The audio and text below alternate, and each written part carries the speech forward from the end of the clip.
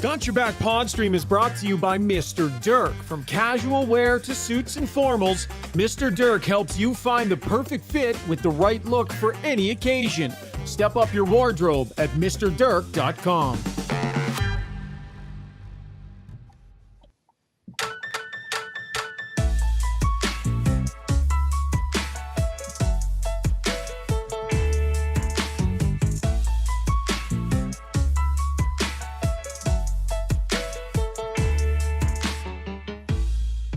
Welcome back to the lineup, Mr. Zach Hyman.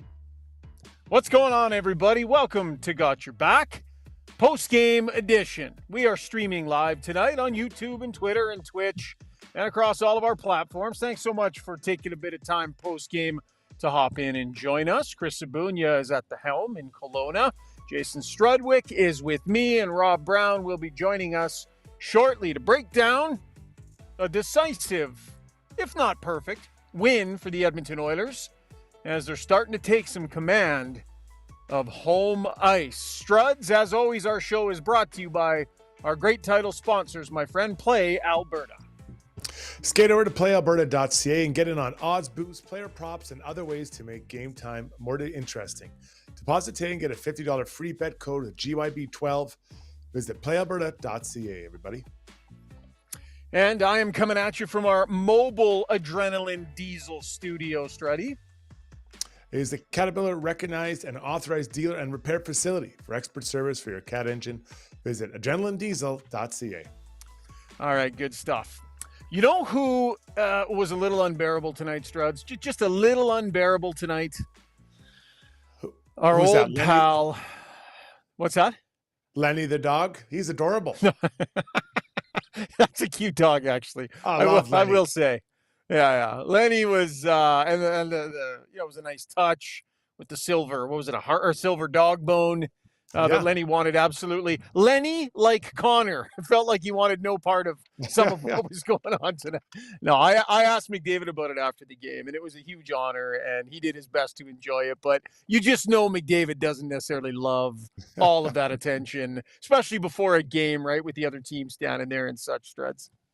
Yeah, I mean, it is to honor him, but I think it's also for the fans to have a chance to honor him, right? I think that's a big deal. You got to give, your fans a chance to say thank you. And that's what that was, which was awesome. It was awesome. Totally agree. And the other thing Connor really liked about it was, it gave his family an opportunity to be out there. He liked that. He mentioned that we interviewed him this morning, and he mentioned that, he really liked the fact that his family was going to be able to get out there and get some recognition as well. His wife and his dog and his folks and all that. So that was pretty cool. Anyways, back to my original point about who was a little unbearable tonight.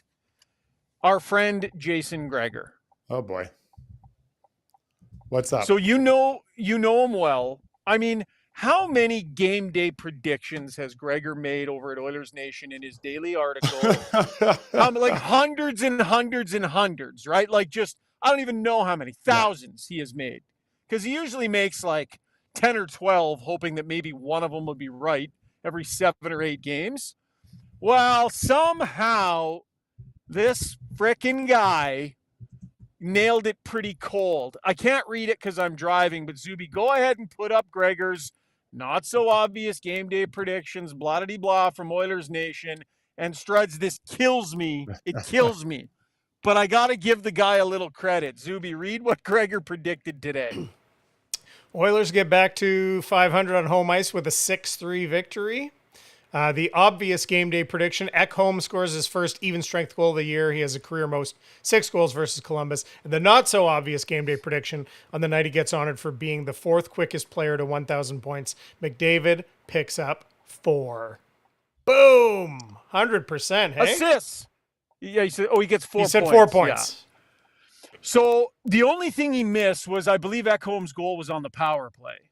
So he said it would be an even-strength goal. So he misses. We take a few performance points off their Struds, but as annoying as I know this is for you too, here on Got Your Back, we're gonna have to give our boy Greg's just a little bit of credit.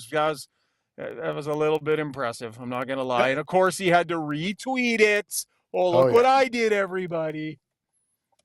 Oh yeah, no, there's no doubt. I mean, it is impressive, and I oftentimes read his game day stuff over at Oilers Nation, and it is interesting. He's got a lot of interesting stats. He's really into stats, and then I love reading those things because you are putting yourself out there because most of them don't happen. When you do hit it, take the lap, tip of the cap to the man. He got it right, and that's a pretty bold one to make 4 points, and he nailed it. There's no risk. Nobody comes back at you and is like, you said Echo or McDavid was going to have 4 points, and he did. That's not Struds. It is zero risk. And what it is it's an opportunity to look brilliant once every 10 years. Tonight is his night. But it is not risky to make those game day predictions like that. It just, people read it and they don't even think about it again after the game unless he nails it like he did tonight. And he reminds us. And then, yeah, we're standing down there waiting to go into the locker room. And he's just grinning like a Cheshire cat. Yeah. Right? He's just grinning, standing there in his white sneakers and his suit. And I'm like, what's, he's like, oh, buddy, nailed it. I nailed it. And he, so then he showed it to me.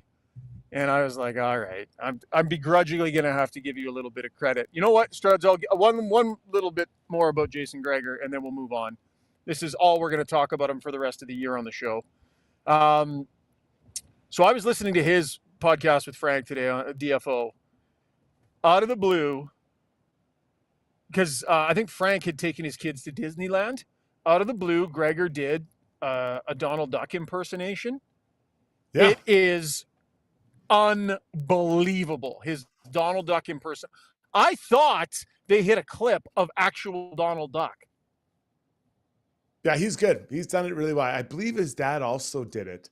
And then he's continuing on the this tradition of nailing the Donald Duck, and he is really good at it. He's good. It was just nice to know there's others that also do imitations in Edmonton. Other than you, yeah, and Rodney Dangerfield.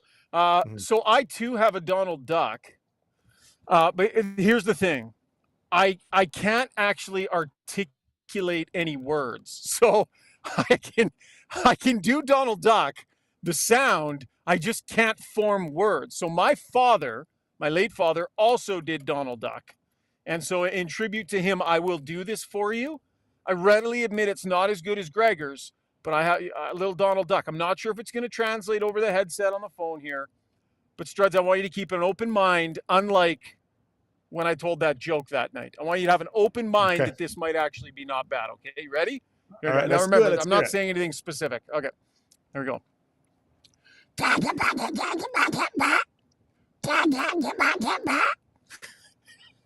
Hey, huh? Hey, hey, Zuby. Yeah. Hey, bud. It's very good. You should try doing some words. If you can if you can make the sound like that, can't you make some words? I can't do words. No, it's. I'm sorry.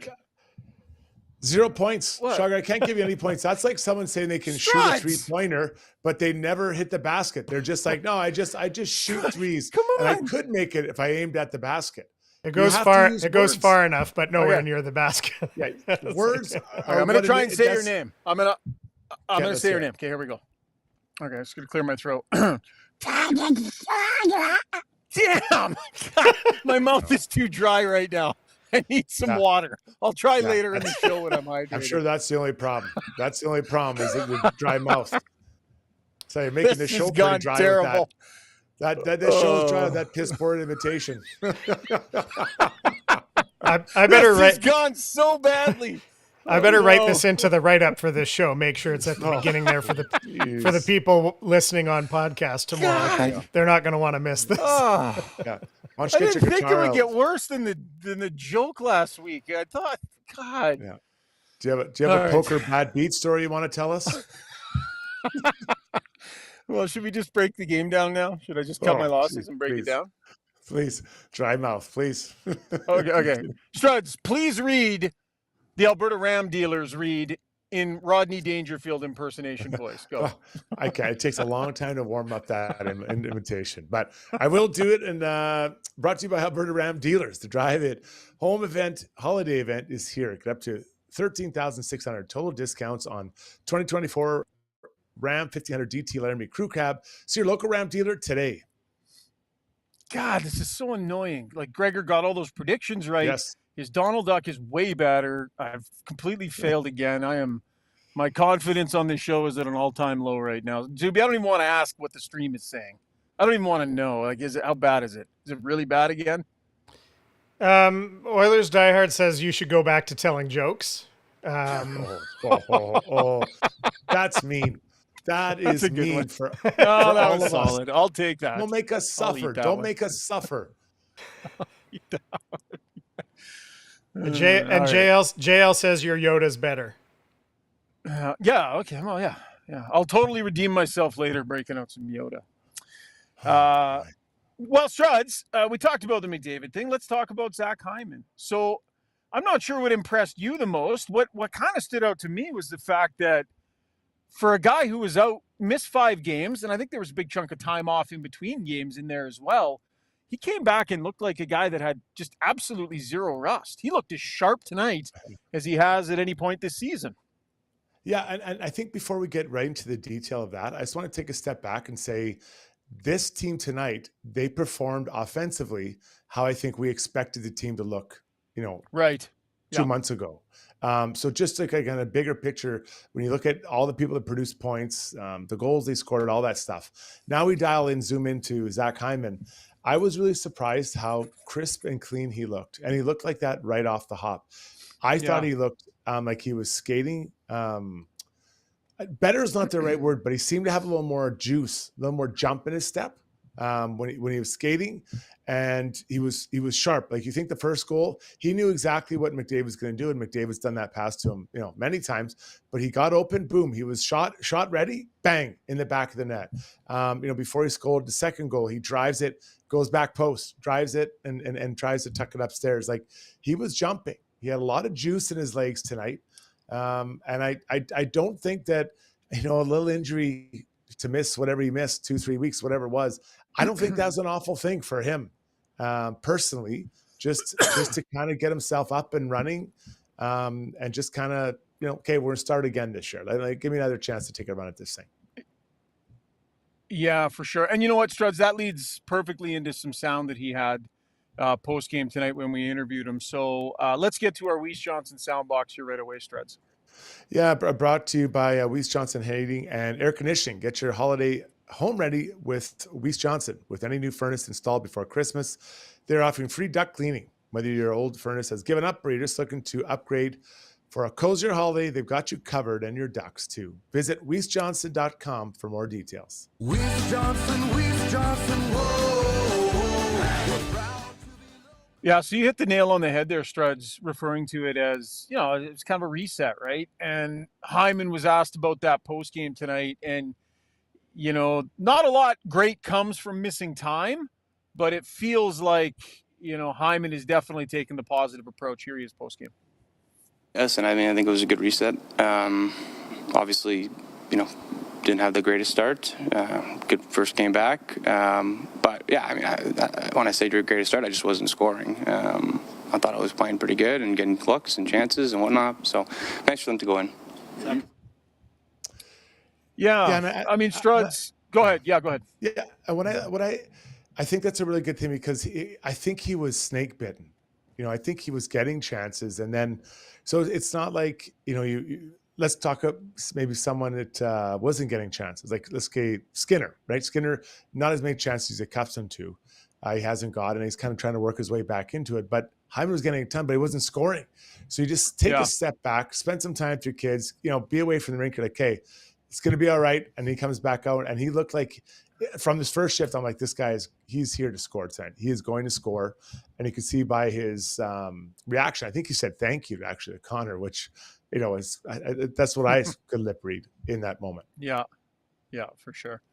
And, Chris Knobloch throws him right back on the big line. Why wouldn't you get him out there right next to McDavid? For sure. I kind of feel, Struds, like Hyman downplayed yesterday when we asked him about the Four Nations thing, or today, whenever we talked to him. He downplayed that, I think maybe this morning. And, there had to be some disappointment there for him, for sure. But do you think that getting that news and this performance tonight have anything to do with one another? Like, does that put a little bit extra something into him for tonight? I think it's motivating. Yeah, I do. I really do. And Zach would never say it. He's such a nice guy, and he just says the right thing all the time.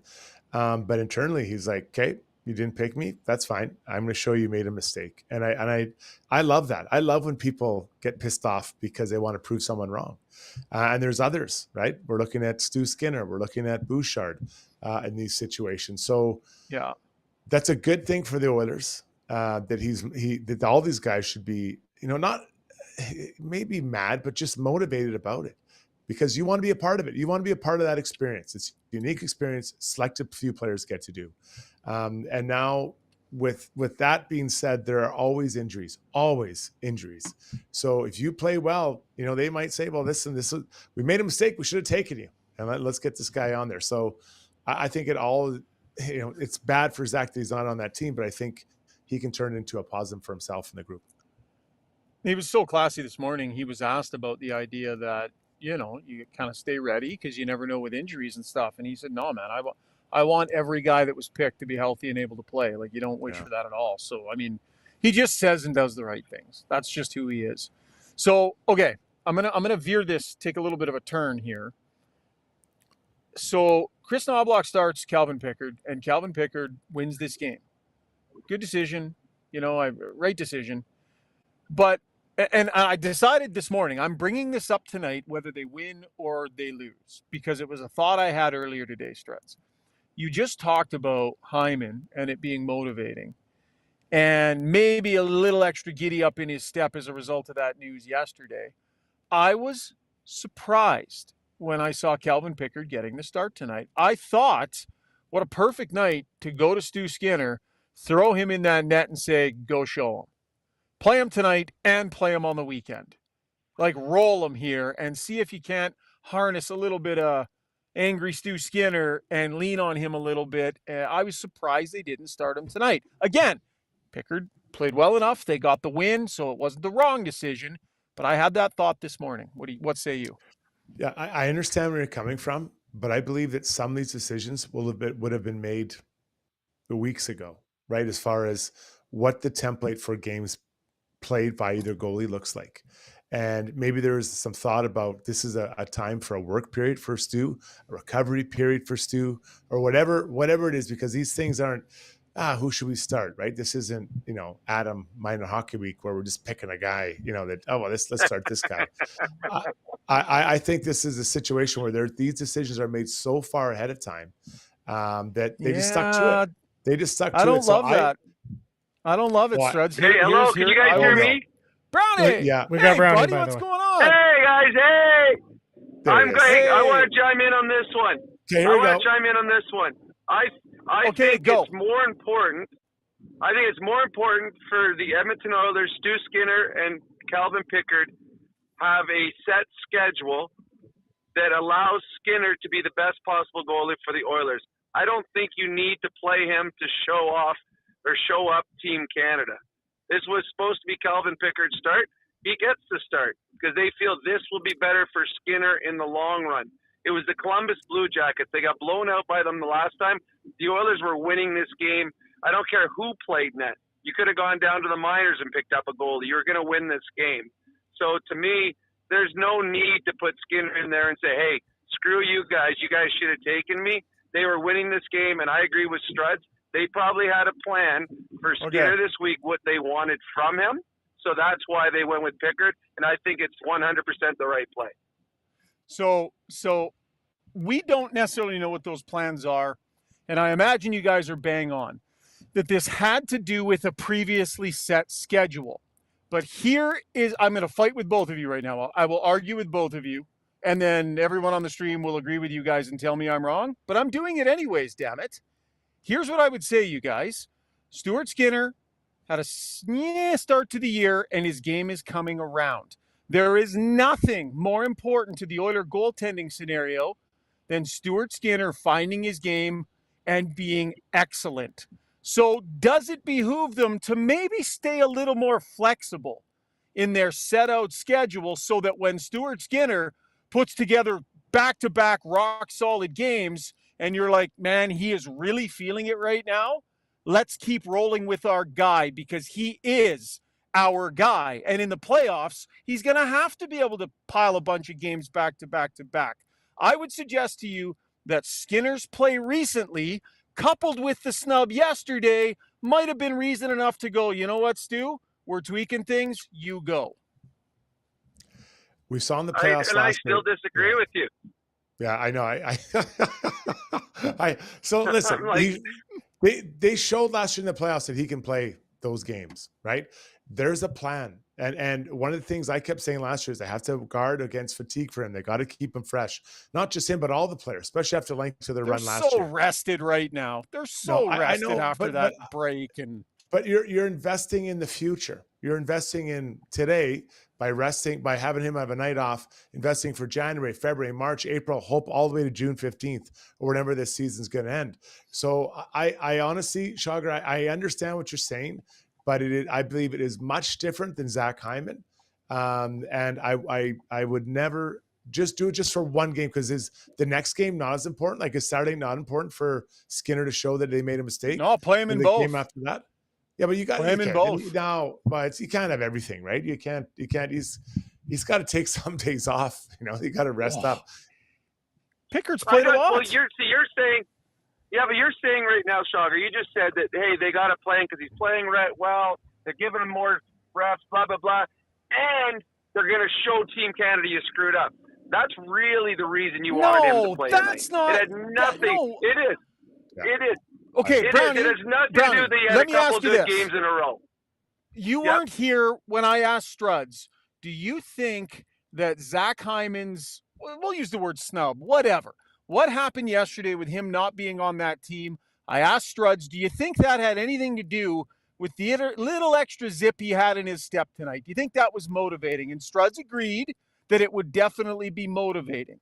So it's not about saying screw you to Team Canada. It's not. It has nothing to do with. It has to do with leveraging a moment. Leveraging a moment that a guy is in, coupled with the fact that he's your starter, and he just came off a great start. Yeah. Start him again. But you don't need to motivate him. You don't need to motivate him. He's playing well right now. Why? What do you got? Okay, we're going to motivate you even more because you didn't make Team Canada. No, you get him. You have a plan to what is best for Stuart Skinner and the Oilers moving forward. You don't change the plan to motivate him. Stuart Skinner is well motivated this year to get back to the Stanley Cup Finals. I don't think you need to motivate him by having him play right after he didn't make Team Canada. So he did. I thought I didn't have him on my list to make Team Canada. I don't think it's that big a snub for him not making Team Canada. I think he's going to be fine whether he played tonight or Saturday. This was a game they were going to win. Save Stu Skinner for the game against St. Louis and continue with the plan that you have in place that you put a lot of thought into with your goalie coach, with your goalies, and with your coaches. I don't think there's no need to play him to motivate him because he didn't make Team Canada. See, this is one of those ones where it was just a thought I had. And because it ended up in an argument, I actually argued it way harder than I actually feel about it. But I will stand by this. I will stand by this. I'd have started Skinner today. And again, Pickard started and he played well and he won. So it was the right decision. But it was a thought I had this morning. I went, I saw Pickard in the starters net. I was like, that's okay. Interesting. Obviously this was a scheduled start for Pickard and they didn't adjust. So I don't know. I can't help but feel that if you're trying to nurture a starting goaltender into his best game and into his best play, and he's turning a corner and building some momentum, I don't know. Maybe lean into that a little bit and adjust it a little bit here and there. But they know what they're doing. We don't know what the overall plan is, so it's not that big a deal. But just thought that I would bring it up and let you guys lambaste me. I'm just getting home, Zuby, so I'm going to hop inside. Strud, you guys can finish the breakdown, take care of Relentless and all that, and I'll hop in for takeaways.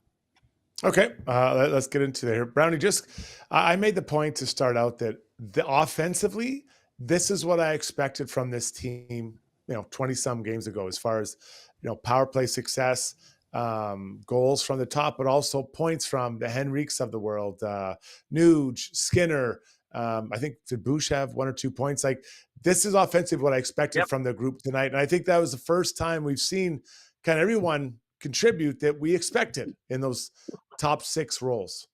Yeah, I think you're right, Sarge. I think, and it's funny. I'm not into analytics. I'm not. I think analytics just tell you what you already saw. But I think there was a lot of players earlier this year that were snake bit. I mean, Hyman, Nugent Hopkins. There were games where, okay, at the end of the night, they should have had goals. They had chances. It wasn't going in for them. But now the puck is starting to turn. Now they're getting their opportunities and they're finding the back of the net. I agree. I don't think the Oilers were great defensively in the first period. I thought they were a little loose. But offensively, it just felt like you could pick a number, and that's how many they were going to score. They played against a goaltender tonight that was in over his head. The guy's got a 4.0 goals against average. I mean, you need to have good goaltending to be able to compete with the Oilers. They didn't. But, yeah, you're 100% right. I thought the Oilers from top to bottom offensively controlled the play, and 6 goals was probably the fewest amount they were going to score tonight. They easily could have had 10. They had that many golden chances. Oh, Hyman could have had 4, right? And that's how many chances he had. Really good. Like, those are good chances I'm talking, not average. So that brings us to our Relentless player, brought to you by You Can Use Services. If you're looking for laborers for your business, You Can Use Services can help. They train 18 to 25-year-olds, getting them ready, willing, and able to join the workforce. Check out their Road to Work program at www.youcan.ca. And guys, I'm actually going to go a little bit off the board here, and I'll be interested to see what everyone says. I'm going to go, I know what the obvious pick would be, and I know everyone's thinking Zach Hyman, but I have to go with my friends in the D-men union. I'm going with Ty Emberson. Tonight, Ty Emberson led all D-men in penalty killing time. So Ty today had 2 minutes and 55 seconds on the penalty kill. Ekholm had 1 minute. Darnell had just under that. What did I say? 2:43. So this guy is, not only has he found a role, but he's actually doing a really good job in it with this role within this team, one that maybe we didn't know he would get, Brownie. So for that reason, I've got Ty Emberson as my Relentless player tonight, buddy. Oh, that's a good one. And you're right, it is off the board. It's one of those ones, too, Struds, where I'm trying to think of plays Emberson made, and I don't remember a whole lot. And when you're a third pairing defensive defenseman, that's a good thing. That's a really good thing. You know what? Maybe the best thing that happened for him is he struggled a little bit at the beginning of the season, and then they found him a role for him to be comfortable in. And he's excelled since he's been a third pairing defenseman. And then, now we're going to put you on the penalty kill. And now he's worked his way into being an important penalty killer when they're having success. So, what he does with the way he's playing and the penalty killing he's done is allowed the Oilers more maneuverability come trade deadline on what they need, because he's filled a spot and he's filled it very, very well. But also, like, not even for this year, we can now see there's a player here, right? I think that we can all agree there's a player there. And that's really important, 100%. Considering where they're at, and they'll have to figure out his contract. But I think that's a healthy thing. Zuby, you're good to do the poll, buddy? Yeah, let's do it. Let's do the YouTube poll. Let's do the YouTube poll, brought to you by DeBoer's Golf Shop and Fitting Center, helping you play better golf since 1999 at their TrackMan fitting base, instruction after sales support, golf merchandise, and clothing. Go down and check out their pro shop style atmosphere located at 5311. And I like this one. I cannot wait to see what the people on the stream. So Zoobs, bring it into us, buddy. Okay, good. We got to get, hopefully Ryan's got his soundboard ready, because I realized, of course, I don't have the very famous Struddy piece of sound that we would need for this one, but get no respect.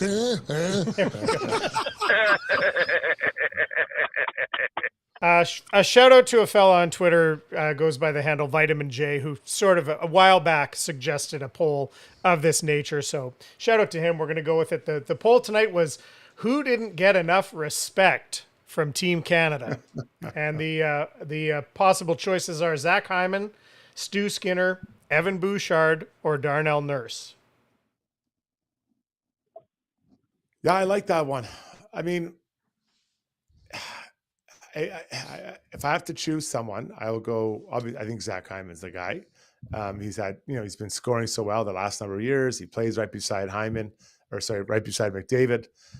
So I think he was the one that was missed out. And I do believe there's still a path forward for him to make that team through injury. Unfortunately, that's someone else's loss, though. I agree with you, Strud. When we started talking about this last year, Hyman to me was the automatic. Not just because of the goal scoring, but because of all the other things he did. He can kill penalties. You put him out last minute of a period, first minute of a period. He plays the right way all the time. Stuart Skinner to me was a wild card. It would all depend on which goalie was playing well at the beginning of the season, and unfortunately for him, he didn't. I never had Bouchard on my team. Didn't have him on it last year. Didn't have it on him in the summer. Didn't have him on the team at the beginning of this year. I just felt there was better all-around defensemen, and they got a guy named Cale Makar that's going to be running your power play. So to me, I didn't feel that was as big a snub. But I do believe Zach Hyman, if they were picking the team in January, Zach Hyman's on the team, and I believe Zach team a year and a half from now. Yeah, I think that's probably a pretty good one too. Yeah, I would say. Be interesting to see. We got an early leader here. Oh, Hyman definitely is the early leader here off the second tee box. So that is our YouTube poll brought to you by our friends at the Yeah, get no respect. Our Struddy themed YouTube poll. Yeah, sorry about that, guys. Some idiot had my phone for the last half hour. So I just got it back, and now I'm back. I'm ready to go here. So sorry, I don't know who he was or what he was talking about there. I hope he didn't say anything too dumb while he was being an imposter. It was mostly just Donald Duck impressions. Yeah. Oh, goodness sakes. Sounds made up, but it's not. All right. Do we do Relentless Player already, Struds? Done. Who'd you give it to? Way off the board. Ty Emerson led the team in for defenseman, penalty killing, ice time. Nice. So I went with him. Yeah. Yeah. So just getting this straight here. Zach Hyman returns to the lineup, lights it up with a couple of goals. Connor McDavid, honored for 1,000 points, ends up with 4 assists, and you pick a depth defenseman. So Brownie, you get to pick it next game. Well, no, like honestly, I'm trying to compete with your Donald Duck thing, and then the fact that Skinner should have played tonight. I mean, how do I be more outrageous? I got to go off the board. All right, that was a breakdown brought to that's you funny. by the Alberta Ram dealers. When we come back, we'll get this thing back on the rails. Takeaways is coming up. Brownie Points, Struddy's World, Core Blue Liners. Ask us anything. We got tons of show left. So thanks for joining us, and stay with us here on Got Your Back, presented by Play Alberta.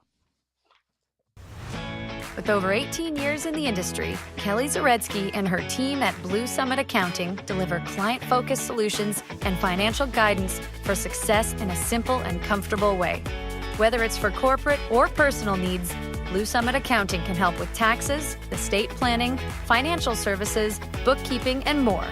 Get in touch today. Email bluesummitacct@gmail.com or call 780-416-9662. So at Timberhouse, our guiding philosophy is naturally inspired living. We believe that through design, we can solve problems and enhance people's lives. We follow biophilic design principles in all of our builds to incorporate natural materials, natural light, to enhance all the spaces in a home. When you have your space perfectly reflect who you are and what you value, and it's made well, we think that that just leads to better living.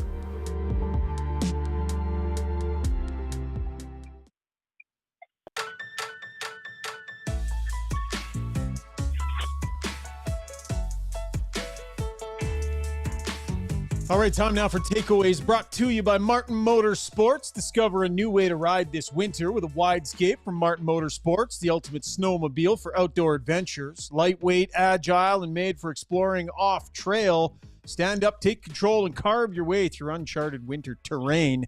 Visit Martin Motorsports today to learn more about the Widescape. How much fun does that thing look like it is? Wow, we're going to have to get out on a couple of those, Struddy. All right. Welcome back to the show. I was just scanning the comments here.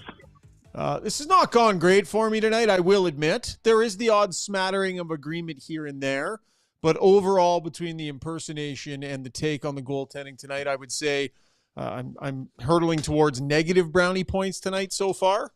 But we'll see. Maybe I can redeem myself here in takeaways. 4 assists from McDavid. We never really talked a lot about it, but Strud's one of those nights. He's honored ahead of time, and just you could tell early on he was going to be on it.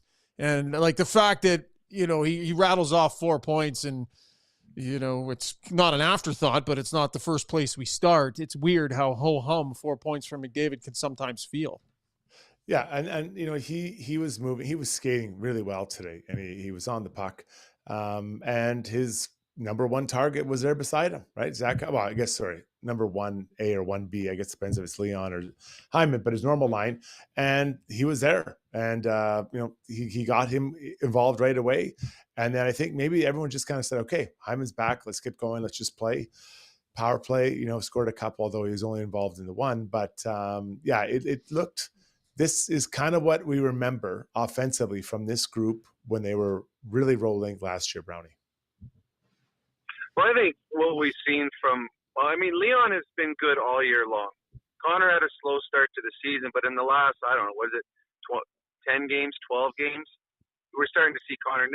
Now, a 4-point night is not really noticeable. He's getting 2, 3 every night. Dangerous every time he's on the ice. And it is the fear that you see in the defenseman's eyes when McDavid's out there. How many times did they throw the puck away simply because Connor was somewhere near them and they're just tossing the puck away? I think even today, 9 years into his career, his speed shocks players. They can't believe that he's over there. Bam, he's here all right. How did he get here? And then the strength of his arms to take the puck away from you. Connor McDavid had a 4-point night, and it could have been an 8-point night. I mean, every time he was on the ice, he created his offensive chance. This is what the Connor that we saw almost exclusively last year. And as we see now, he's just flying up the leaderboard in the points. Another fantastic game for Connor McDavid. What did you see from the power play, Brownie? Well, I see them moving around a lot more. I know that I think you talked about it a couple weeks ago, very static, not moving. The only one that moves is Connor. And then tonight you saw where Leon scored. He came off his boards and he was in the high slot there for the one-time goal. Flip-flopping all over the place. Nugent Hopkins down low, then going up high. I still don't think they're where they will end up be. I think they're still forcing some plays. But one thing that I did see from their power play tonight, and I don't know if you guys noticed it, the first time the Oilers had a power play, Connor's group came off after 47 seconds. The second time the Oilers had a power play, I think there was a whistle, and it was still less than a minute on their power play. That never happened before. They were a 2-minute power play at all times. And because they came off early tonight, the second unit got some ice time and gave them a big goal, a lead extending goal. So to me, that's the biggest thing I noticed tonight. They said, all right, we're not getting it done. We're going to change and let the second unit come out. And Struds, that first one, that early change, it was after 3 failed entry attempts. And then they were like, okay, done. Yeah, I thought early on the power play was having a tough time getting into the offensive zone and with possession and set it up. I couldn't believe it when those guys changed. I was like, what? Did I miss something? Did my TV skip? So they definitely, maybe they've talked about it. Like, if we're not going, let's let those other guys out. And then, the second group does score, and I would call that a broken play. I wouldn't really call that a power play goal. I don't. Maybe Brownie would have different terminology, but Brownie talked a little bit about the second goal they scored, having Connor on that side, and then Leon on that side. Like, we're not used to seeing that, right? That was a different setup, and I wonder if that's not something they're trying to work on, to change sides and maybe find Leon a different place to shoot from. But I like that they had more people involved. I think that does help others kind of find their mojo. And then I liked the way that they set up that second power play. It was definitely a positive night for the power play. Yeah, Leon in that bumper spot, Brownie. We're so used to seeing him kind of one-time pucks from that one specific angle, but to see him unload one right squared up with a goalie and beat him that clean. Like that guy, that shot of his from in and around that distance is just perfected. Well, and I think this is a team that doesn't see the Oilers a whole lot. So it's a small penalty killing meeting in the morning. But I don't think they were expecting where Leon was there. Because if you watch it, is Dante Fabro. I think he's the guy. He was right back and almost on top of his goaltender. Didn't come out at all to take away the shooting lane. And if Leon's shooting from there with no stick on it or no one in the shooting lane, he's never going to miss. I don't think that goaltender had a very good night for Columbus. But on that play there is zero. There's not a goalie in the league that is stopping that one. So I think that was a confident shot from Leon Draisaitl. And it's funny, for all the lack of production out of their power play, and the Oilers haven't scored as much as they normally do. I think the goal tonight has Leon tied for the most goals in the National Hockey League again. Yeah. So those Leon and Connor are coming on, and that's not good news for the rest of the NHL. Yeah, for sure. We have some more sound in the Weiss Johnson soundbox, I believe. Struds, forgive me, I can't remember exactly what you pulled, but I believe some Connor McDavid, maybe? Yeah, Connor on, I think was it on everyone else getting, let me just take a look here. Oh, about it was Hyman. on Hyman. Yeah, and what he thought about Hyman's, kind of what he would look tonight. I thought he was just sharp. Good around the net, ready for it. The chances he did have, he got good wood on it and made his shot. And that's what he does. We had Skinner as well, I think, didn't we, Struds? Yeah, and Skinner's about, is the group getting confidence? The question is, the group kind of getting confidence right now, scoring wise?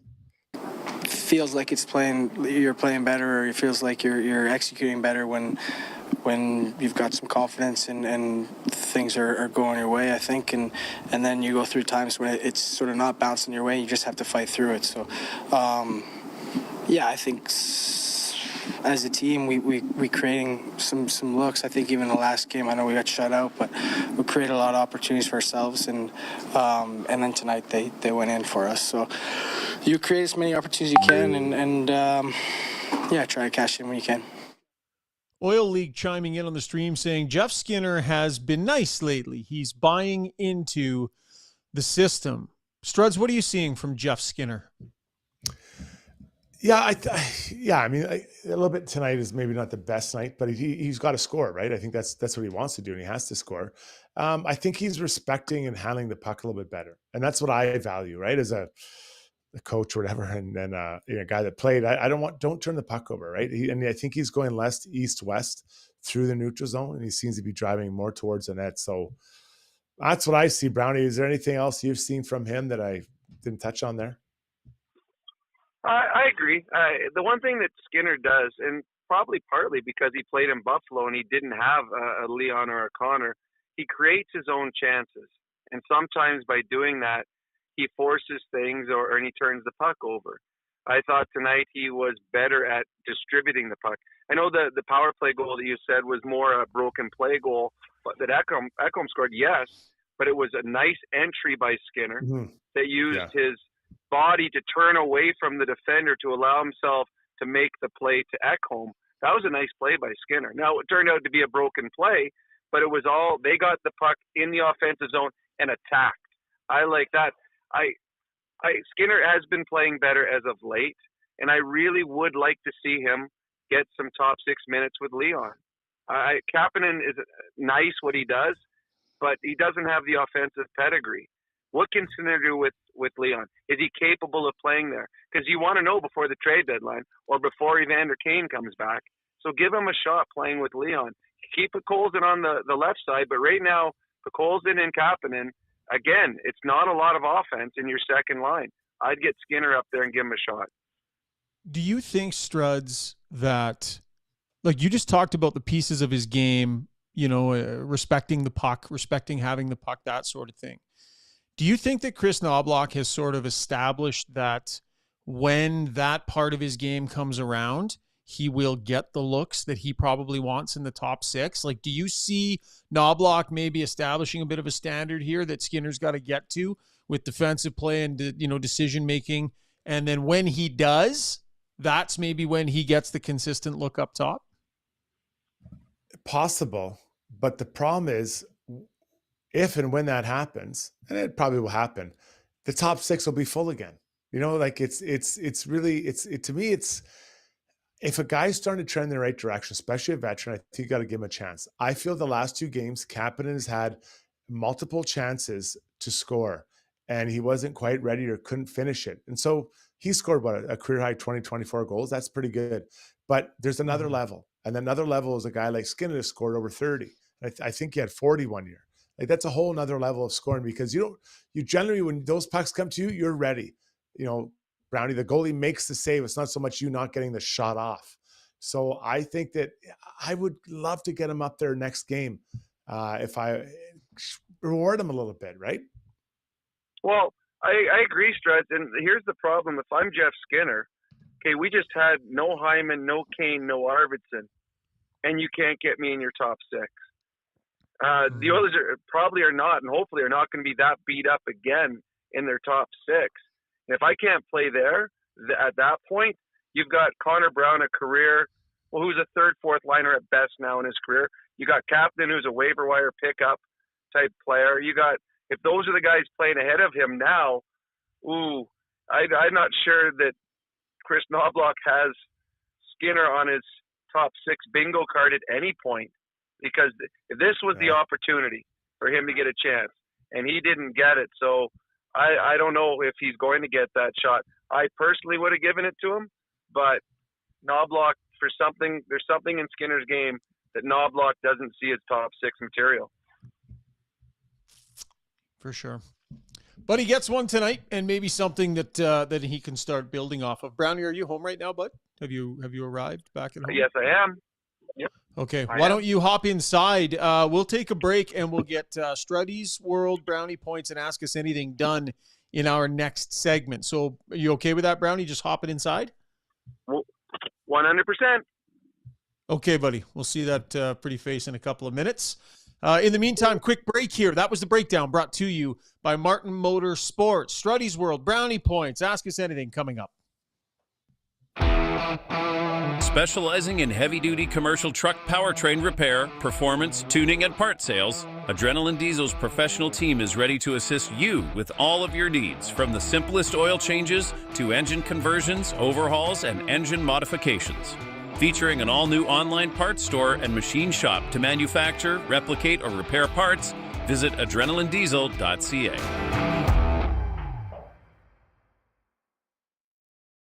At Gallery Dental, we believe in blending exceptional care with artistry to create the perfect smile for you. From routine cleanings to advanced cosmetic procedures, our team is dedicated to providing top-notch care in a relaxed and comfortable environment. With state-of-the-art technology and a passion for perfection, we ensure that every visit is a positive experience. Join the Gallery Dental family and let us help you achieve a smile that you'll love to show off. Contact us today at secolandentistry.com.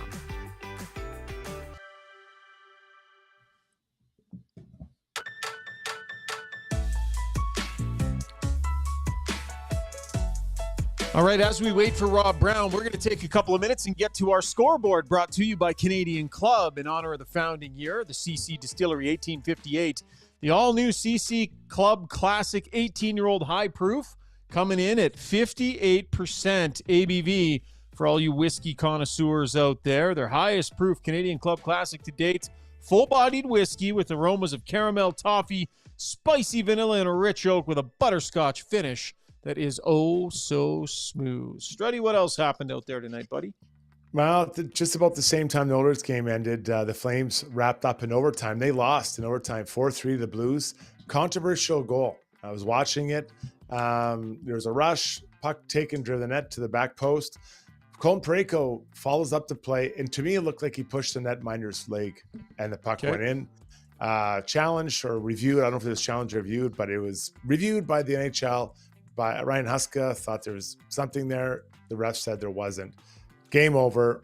Flames lose 4-3 at home after having a good night against Columbus the night before. Hurricanes beat the Avs 5-3. Hurricanes go 2 for 5 on the power play. So the Avs, still trying to find their way, but Nikushkin 2 goals tonight. And then the Kraken and the Islanders 5-2 Kraken. And the Kraken got up by 4-0 by the end of the second. Islanders get a couple, whatever, garbage goals. You get them when they're down 4-0. And I think it was an empty netter by Kraken because Patrick, I think he'd prefer to play no goalie all night. And then just one last one. Canadians win again. Patrick Laine scores a goal. So that's 2 goals, 2 games for the Big Fin in Montreal. All right. That was our scoreboard brought to you by Canadian Club. Time for Struddy's World. Roll the intro, Zuby.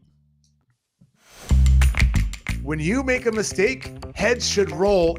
It's not right. And I'm here. Someone has to put their foot down. Now that I say it out loud, it does sound a little crazy. God, I look good.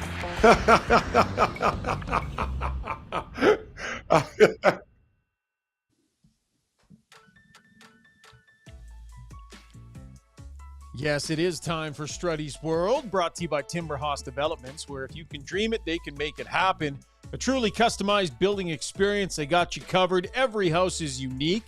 Every customer is treated like family. You are welcome on the job site. You are welcome at the office. They know that you are the most important person in the transaction of building a house, and they do not forget that. See what you can dream up together. Contact timberhouse.ca. Struds? Here we go again. Where have I seen this one before? Oh, let me remember. Chicago Blackhawks a couple of years ago. Where else? Vegas. Vegas did it as well. Patrick Kane, Mark Stone. This year, step right up. First game of playoffs. Tyler Seguin, you mean you're back? You're back. So he had a hip surgery, a procedure to fix up something, and he's out anywhere from 4 to 6 months. I love that window. That's a big window, 4 to 6 months. So let's do 4 months. December, January, February, March are gone. That's gets you to, let's say, middle of April. Guess what happens after that? The playoffs. He'll just walk right in game 1. $8.5 million. Poof. Back in your lineup for game 1 of the playoffs for the Dallas Stars, who have aspirations to go deep in the playoffs this year. When are we going to stop the madness? We can already see it coming. I'm calling my shot right now. It is going to happen like I called it with Mark Stone. Like everything happens every year. It's the same thing over and over again. Maybe the Oilers will do it with Vander Kane. So if they do, maybe it's not that bad. But trust me, game 1, Tyler Seguin will just, hey, I'm actually feeling pretty good. I'm good to go again, everybody. I'm back 4.5 months later, exactly to the date. Here is the quote from Jim Neal. Tyler's been dealing with this, been managing, I guess is the best way to say it, for a while. And it just got to a point where it's really time to have surgery. It's a wear and tear injury. Right. So yeah, they were picking their spot for sure here. Brownie, what do you think, buddy? Well, he had surgery. I mean, I don't see anything wrong with it. It's not like he's pretending and he's down in Puerto Vallarta having margaritas with my mother. No, he's actually had surgery. He's actually hurt. I got no problem with this. This is in the collective bargaining agreement. This is so that you can, if all of a sudden, what if the Oilers lost both Connor and Leon for a long stretch, but you had to continue to count their salary? All of a sudden now you got $20 million you can't have in your lineup and you can't go get any help. So I understand. To me, I got no problem with this. I'm sure Tyler Seguin, late in his career, would prefer to be playing. I actually had a great start to the season too. So I'm sure, Strud, you're an ex-player. Nobody likes being injured. We like playing. So I got no problem at all with it. Guess review what the statement was. He'd been dealing with it for a while. And all of a sudden you get 4 months away from the playoffs. Ooh, you know what? Ooh, It's like the rash that Marian Hossa got, and he had to retire from hockey. He's had a rash he's been dealing with for years, but it's just flared up so bad. He can't play anymore. He's on LTIR. See you later. Like, just kicking him out. Like, make no mistake about it. You're too kind. I don't believe in coincidences. But remember, when the Oilers play this guy in the playoffs, they probably won't be, they won't be the first game of the playoffs. Game 83, and he walks right back on stage. I'm back, everybody. Just remember this moment. Hold on. I think he's going to be back. 100% I think he's going to be back. He had the surgery now, so that he is going to be back. I got no problem with that. Couldn't hold on. But what it allows him to do, it allows him to, put him on LTIR, 100%. Add the cap space, add the player, boom, he's back. And now their roster is Good, better. I think that's smart 100% GMing. it's better. 100% I do. 100%. I'm not sure why it's so hard for us all to understand. We can just be camp compliant in the playoffs like you're on the regular season. I don't understand why that's so hard to add it up. Just do it. Well, that's fine. I'm fine with that. But that's not the rule right now. But I am fine with that. I understand why it isn't. You want to trade because for all have those to go guys? because you have to go in the collective bargaining agreement. They'd have to agree to that. I see that as a minor And you know change. And know who's not going to agree to that? All the GMs, because they like doing what they're doing right now. No, I disagree with you. I totally disagree with you. You don't think every team that's played against someone who's at inflated cap wouldn't accept that rule? Do you not agree? Okay, I disagree with that. But I think that every time a rule is put into place, the next day every team is trying to find a way to get around the rule. Yeah, you got to be camp compliant every game you play, regular season or playoffs. You have to be camp compliant. If you want to go with the budget and exhibition, no problem. No problem. Have a good time. Fill your boots. But I find it so, because imagine you're a team and there have been many teams that are playing so well, and then all of a sudden this gets dropped back in. Even Kucherov dating back to Tampa Bay. Is it really fair? They made shirts. They were laughing about it. They were mocking the league. I can't believe Gary didn't want to come down and change it. I've never been in that situation. But Gary can't change it. The players and the up. owners both have to agree. Well, yeah, they can bring. I'm sure it's been brought up because they've talked about it before. Well, I would like we're to going to think find that's out. the next thing. Well, we're going to find out because they're going to start point. talking in a couple months about the next CBA. But right now, I have no problem with what any team's doing, and I'm surprised that the Oilers didn't do it, where they have Evander get his surgery done on December 1st. As opposed to September 1st. Right. Yeah, I don't know if that was an option. I mean, remember, he didn't play at the end of the playoffs, right? Like, I think Kane needed surgery. I don't think the LTIR, poof, he's back for the playoffs. I don't think that play was available to the Oilers in the situation of Evander Kane, and I think we're going to see him before the end of the season. I think we'll probably see him maybe after the trade deadline. But there's no question teams are taking advantage of this. There's no question teams have had success in taking advantage of this. Yeah. And might be happening again here in Dallas. We shall see. Good debate, gentlemen. It might. You know what might be bad is your Donald Duck impression. What might be happening for sure is he's coming back game 83.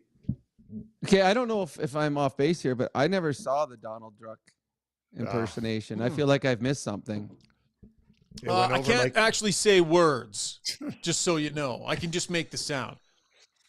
Just one second. I got to do it for Brownie. Brownie's here now. That was better. That's pretty good. Thanks, was pretty Brownie. Good. Like, if I close my eyes, I think I thought it was in a Disney movie. That was really good. No words. No words. Yeah, well, he's a duck. Ducks aren't supposed to be able to talk. All right, that was Struddy's World, brought to you by Timber Haas Developments. Roll the fun music. Let's cheer this group up a little bit, Zuby, because it is time for Brownie Points, brought to you by Hamel's Premium Jerky. If you need a great idea for your team or school's fundraiser, why not go to Hamel's? They can customize some wicked variety packs for you. Over 13 flavors. They got this all-new jerky and pepperoni bundle that is spectacular. There's something for everybody. Four half-pounds packs of jerky right now. Sorry, that is 4 half-pound packs for $55 right now. It's their stocking stuffer package. Free shipping Alberta-wide as always. For more details, visit albertajerky.com. Brownie? Well, I'm actually I'm changing. I'm adding 57 points to Schauger for a fantastic Donald Duck impersonation. That was really, really good. It's about time I got some credit on this damn show. Honestly, it's about time you guys started to recognize. Well, I mean, your thoughts on the goaltender situation, I know, but the Donald Duck, yes. So I got that for you. Stick with the positive. Stick with the positive. I'm taking away 100 brownie points from the Canadian media. There was no excitement for the Team Canada selection committee or selection thing because all the media in Canada were calling every team and players and find out. I knew that Seth Jarvis was on the team, even though I had no idea that Seth Jarvis was going to be had an opportunity. But all the media went out and then they posted it. Here's what I think it's going to be, and it's the exact same one. So I'm a little disappointed because it took away from the unveiling of our Team Canada. I got 999 plus 1 brownie point for Trevor Lewis. The guy is he's a meat and potato guy, lunch bucket guy. He was about to get his 1,000th game. Family and friends flew in, and he got hurt in game 999. So I'm sending him 1 brownie point worth of wishes. Hopefully, Trevor Lewis, that's a guy that's earned all 1,000 games. I've got 13 brownie points to the Calgary Flames. The other night, they did the game against Columbus. They had a big ceremony, brought in Johnny's family. And then at the end of the game, first star, they announced Johnny Gaudreau was the first star in the hockey game. Very classy moment, brought tears to my eyes. So good for the Flames. I got 2, and Struds brought it up, 2 brownie points to Patrick Laine. Big trade in the summer for the Montreal Canadiens. He gets hurt in preseason, doesn't play, comes back first game, scores, comes back second game, scores. I hope Patrick Laine finds success in Montreal. I really do. And they are going to love him there if he continues. So good for Patrick Laine. I got 14 brownie points to the Oilers' first line. They had 8 points and were plus 6 tonight. They were reunited. Zach Hyman looked like a different player tonight. He looked confident. Connor is Connor, but I thought Zach just added to that line tonight, so good on them. In the final one, this entire game fell apart tonight for the Columbus Blue Jackets when they challenged a goal that was so obviously it was not going to be overturned. So I'm taking 50 brownie points away from the Columbus Blue Jackets video coach. That should not have been challenged. It cost them not only the goal that they gave up, but the power play goal that extended the lead. So you can't have a hope play or a hope call when it comes to a video replay against the power play that has Connor and Leon on it. So minus 50 for the Blue Jacket video coach. All right. Brownie, let me ask you this. Did you really think that they were going to submit rosters on Monday and not have them leak out by Wednesday? But the guys got jobs to do. They got like Dregs and those guys, no, the insiders. They had the roster cold. They had it nailed the day before. They're doing their job. Because do you really think they're going to sit on their hands? Job. Yes. Yes. It took the fun away from it. I'm like, oh, great. Yeah, nah. No, let me jump in here. I'll tell you what, this is what the problem is. It's the format. Don't blame the insiders, blame the format. You submit at 5, at 6 o'clock, they go live and they tell everybody what happens. Don't leave the time in between. It's literally like, wrapping your kids' gifts for Christmas and then telling them what they are and then making them wait for 2 days. They're going to get in there and dig in. Like to me, it went over like a lead balloon. There's no excitement. I hope they tighten it up for the Olympics. 5 o'clock, submit, 6 o'clock on air. Boom. Yeah, and the reason they did it, not to get too inside ball or whatever, but I mean the broadcast teams need time to get the show together and all the video and like to piece it all together, right? So it's a logistics issue. But there's no way that information that has been that much talked about for this many months is going to stay quiet for 48 hours. I know. It's just not going to happen. Give it. So listen to this show. So you call. It is John Cooper calling Connor McDavid. Hey, congrats, you're on the Olympic team. Calling different players over the time, bringing guys in. Like in the first reaction, I think the players should find out live. I think about when they call for the Hall of Fame and they record it. Hey, it's Lanny McDonald, Joe McGinley, you're in the Hall of Fame. Like those are special moments. If you want to build the game, build up some hype. What they did here went over worse than a Donald Duck impression at 11:30 at night. Like it's just like Struds.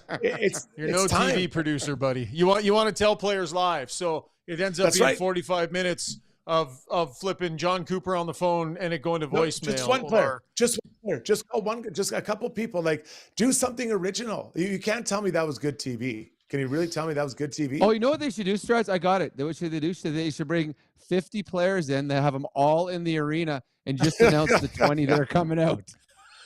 There's a better way. There's a better way of doing it. And I just think it wasn't handled well. I think it could have been way better. Could have been way better. All right.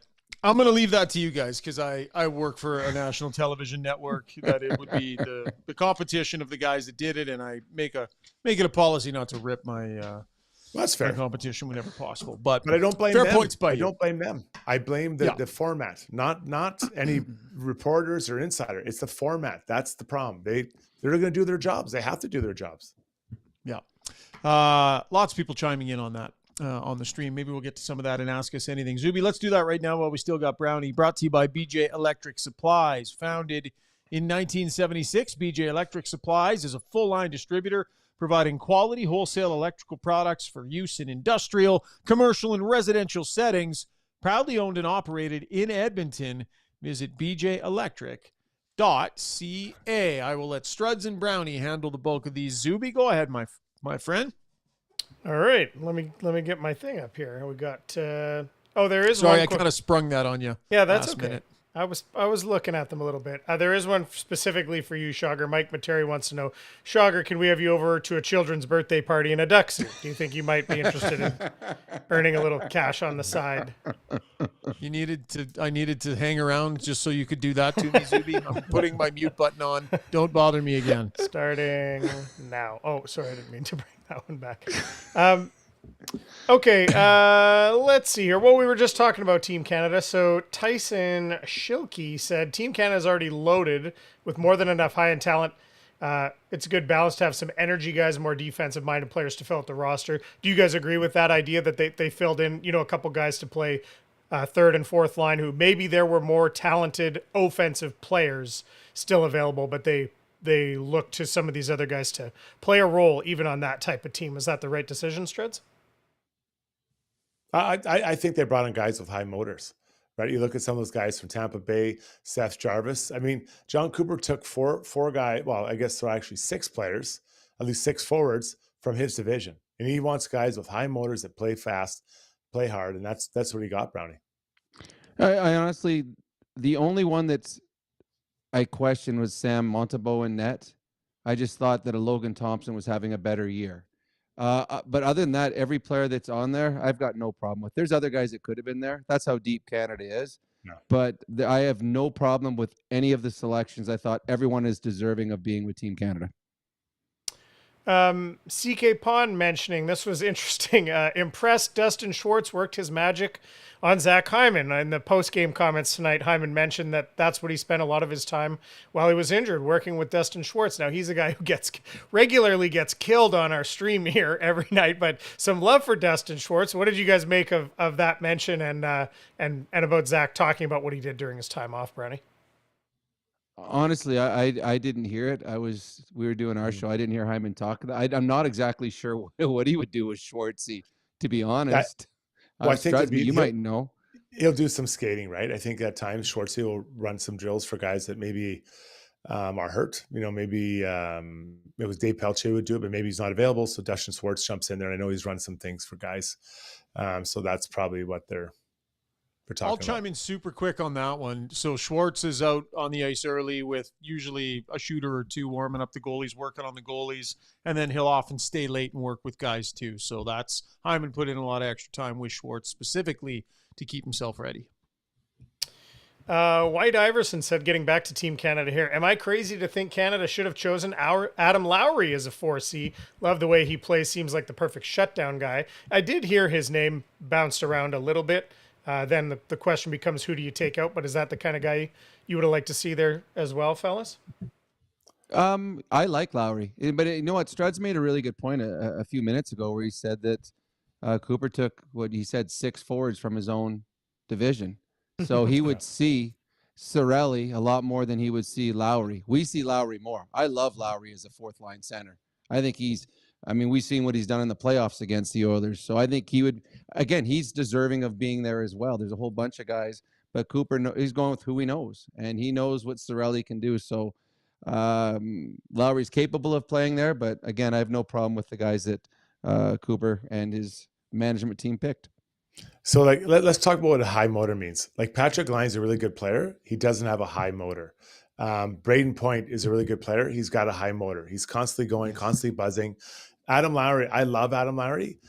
He works really hard. I wouldn't call him, he's a hard worker, but not a high motor where he's just on the forecheck and like he's not that, he's just a big guy and it's a little bit different way of playing. So I didn't have him on my team and he's one of my favorite players in the NHL. So that kind of tells you the competition to get on that group, guys. All right, Noel Rinsky for Ask Us Anything says, does Amberson draw any similarities to Ladislav Schmid when he first got here? What do you guys think of that comparison?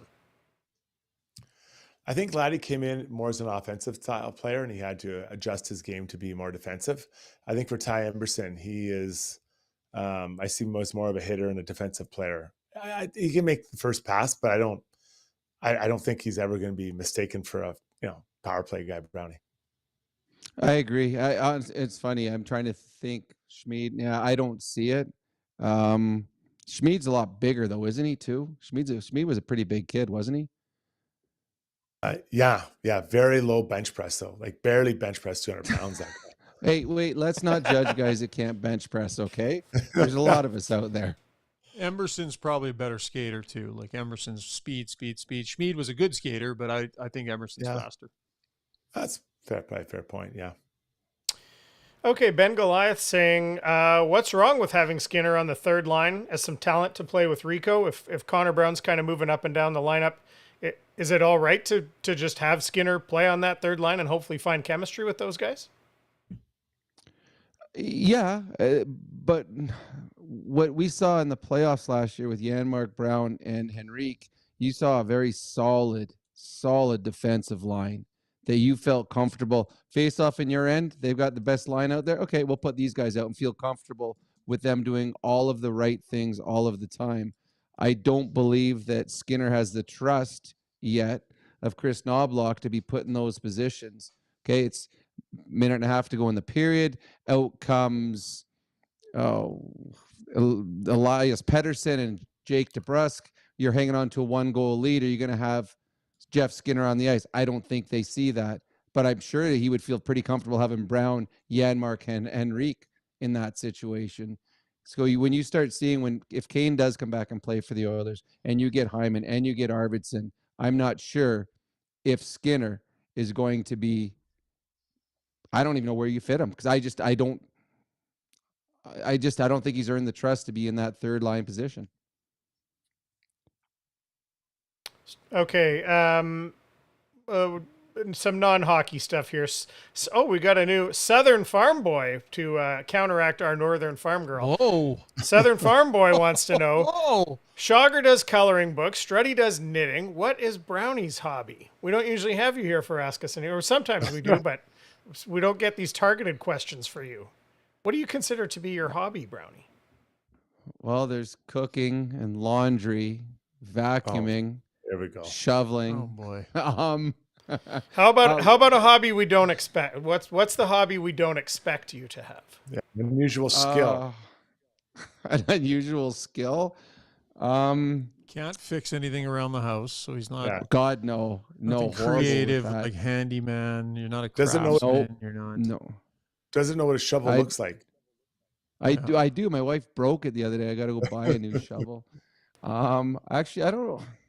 Golf if I got free easy. time, like, we're not going to let you have golf. Can you tell the difference between butter and I can't believe it's not butter? Well, I don't eat real butter. Because it's hard and it's hard to get out of so when I butter my toast, I want the soft stuff. I don't know if I got free time. My free time is usually I'll binge on a TV show or something like that. I just started Black Doves, so that's if I got free time, it'll be binging. All right, Lioness, everyone. Lioness. If you're not watching Lioness, get on Lioness. Amazon. Fantastic. Prime. Lioness is fantastic as well. Yes. Yeah. Okay, a couple quick shout outs. All from the Coltrane. His Spotify Wrap this year. This podcast was his most listened to, followed by 32 Thoughts. He listened to us for a total of 23,000 minutes this year. I'm sorry you had to do that, Coltrane. Did we talk that much? We didn't talk that much. Wow. That's a lot. And finally, our friend Jerry Mancini, they had on December 4th, 8:30 a.m., Aria Celeste Mancini was born, and he was on the stream the other night. His wife was in labor. I want to say thanks for the nice words the other night. My wife and I watched you guys at the hospital, made us really happy. Best Oilers podcast. You're all great people and have helped us always keep us calm and laughing. Thank you. So congratulations to Jerry and his wife and their new daughter, Aria. Amazing. So Congratulations. All the best to you, and welcome to the new edition. That was Ask Us Anything, brought to you by BJ Electric Supplies. Made you work a little overtime tonight, Brownie. Thank you, my friend. It was my pleasure. It was good talking to you guys. And again, I don't care what Strud says. Your Donald Duck impersonation was spot on. Spot on. Jeez. It's about time. It's about time I got some support and respect on the show that I started and built and invited you guys to be part of. That's fair. That is Talk to fair. you Now soon, that Brownie. is accurate. Yeah, that is accurate. All right, quick break for us. When we come back, our core blue liners and take a lap. Stay with us. Ready to go all in this season? Mr. Dirk's got you covered with express on-site tailoring, a wide selection of craftsman-made suits, sport coats, and casual staples for every occasion. Score big with Mr. Dirk. We've always got your back. Visit us off White Ave, south of 102nd Street, or browse online at mrdirk.com.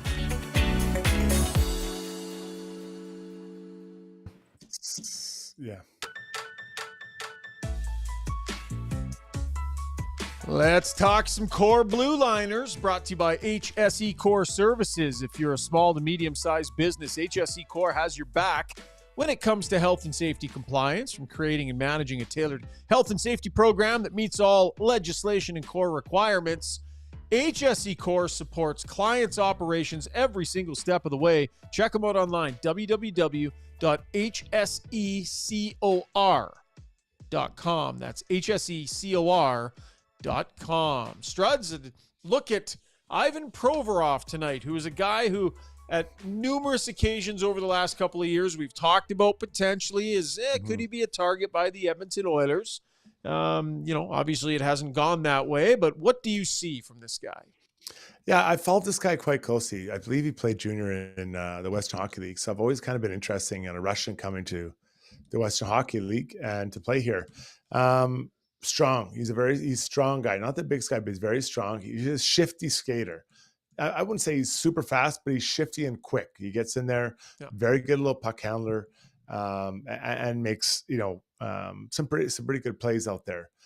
For his skill set, I'm always kind of surprised he hasn't put up more points. I think his highest year is like 40, maybe got to 50. 41. Yeah, 41. 17 goals and 41 points one year. Yeah, in Philly. And I should also, he's got a good shot. He's got a good shot. So there's lots of things to like about him. The trend seems to be bigger D-men of recent Stanley Cup winners. He doesn't fit that trend. I don't think he's that big a guy, but he does get around the ice quickly. And again, he's more shifty than fast. And he is strong on his skates. So lots to like about him. But again, if you're looking for the perfect fit, he does move the puck pretty well, but I think you have to think about size when you're also building a D-man in today's Stanley Cup pursuits. For sure. Unrestricted free agent next year, $4.725 million on the cap. I believe, Struds, that the Oilers will pursue a right shot defenseman as of right now. What do you think? That's that's the perfect thing. Or it'd be the perfect fit beside Darnell. And I've said this for months. There needs to be a puck mover on that side. So they don't need a monster. People are calling for. That might be what they look for. They might look to add a big, rangy defenseman that is defensive-minded in nature. I can't help but feel like maybe it skews that way a little bit.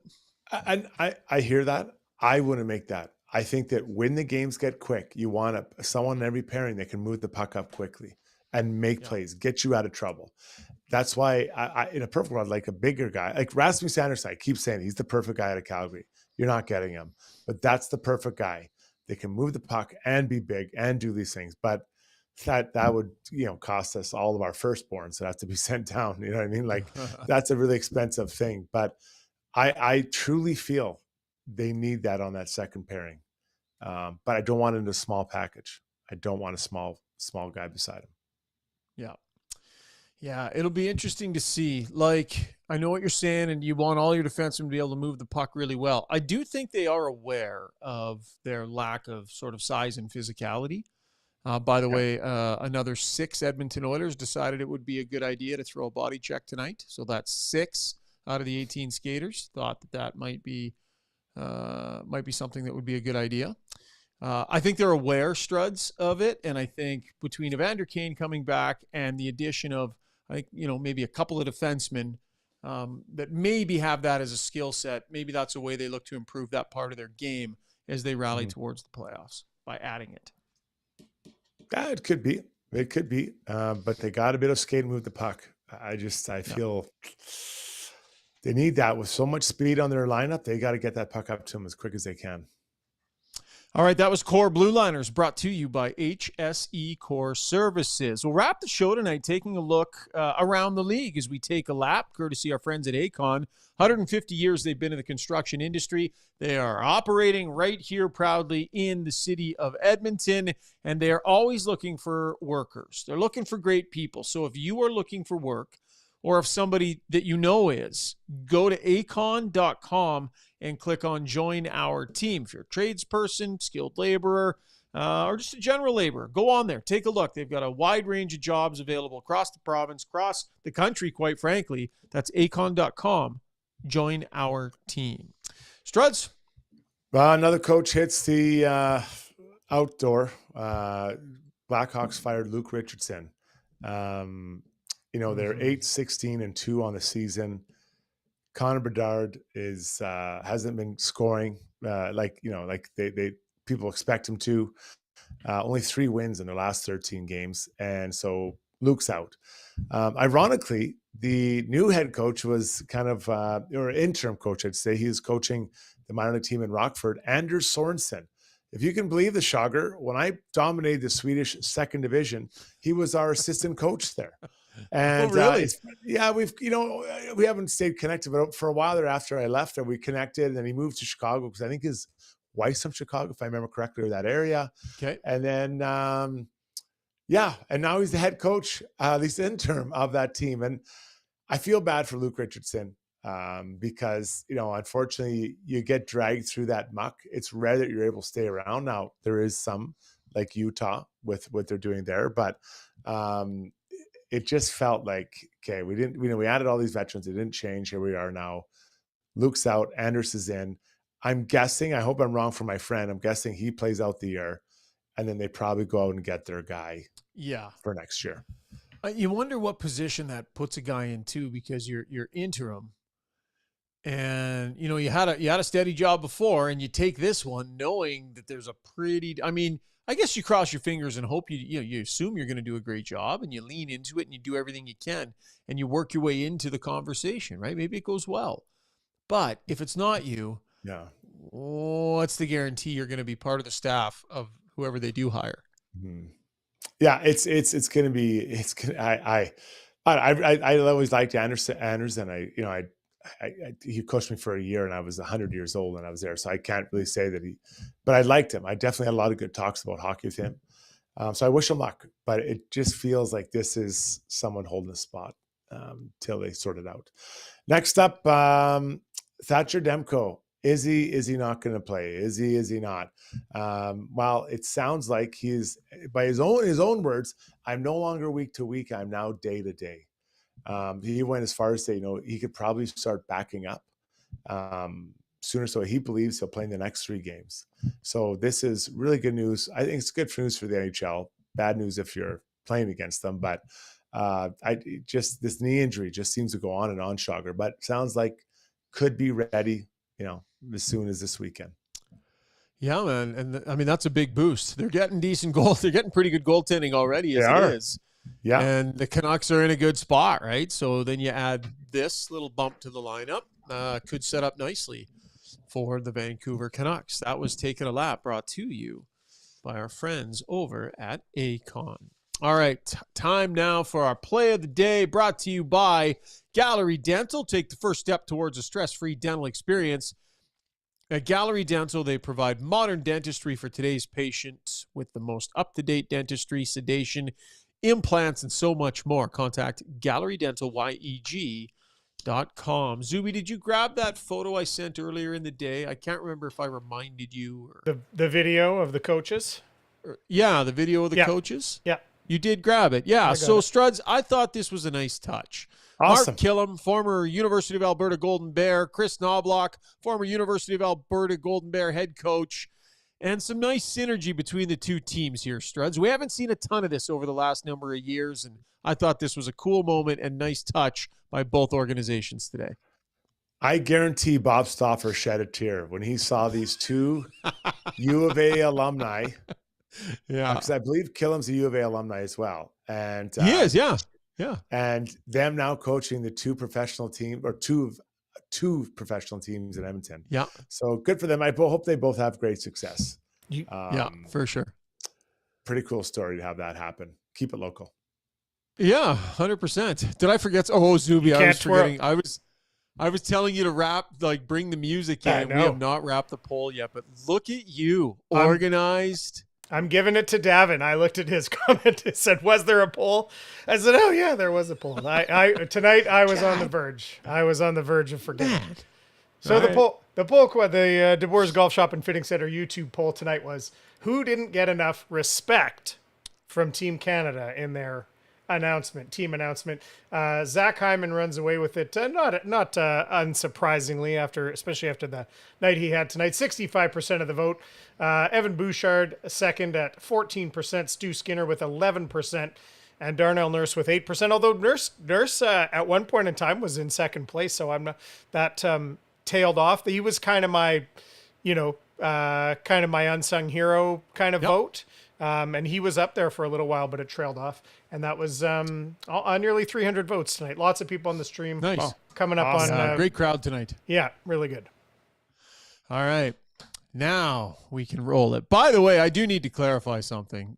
So when Killam was visiting with Knobloch, Chris Knobloch started his press conference right after they did that photo op. So I said to him, "You got any advice for Mark on how to handle the grumpy Edmonton sports fan?" And I heard about it today. I got a few notes sent to me. People are like, what's up? Listen, Edmonton sports fan, what I meant was when the team loses, you get grumpy. You know that about yourself. So I'm not saying you're grumpy all the time. I just mean when you get grumpy, any advice? And Chris Knobloch just said, win hockey games. Just win games. Just win games. That was his advice. So to anybody who took that a little bit off, I apologize. That's not how I meant it. Just wanted to clarify that. I've already got the whole you guys on the show turned against me, Struds. I can't have the fans turning against me too, and the listeners. Well, the Donald Duck imitation, that should really just smooth over any rough patches. I tried. There is no try. Yeah, that's pretty good. Now that I like. Yeah, that because there's words. There's actually words in there. Totally redeem myself. Hey, Zoobs? Yeah, I like that was a sentence. It was taken right from the... Yeah, it's a huge difference.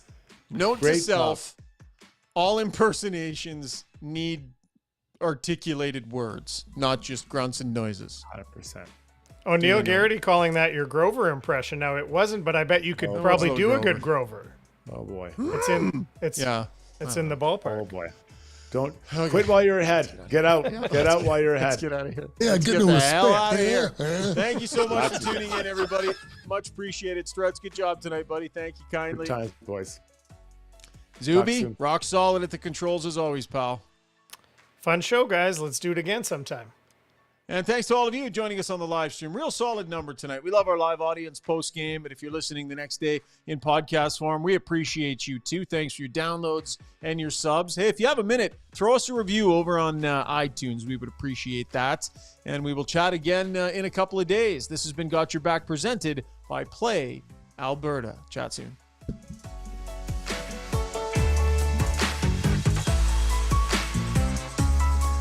I think this might be the end of the song. Should I let it go? Yeah, let it go. A couple of late thumbs.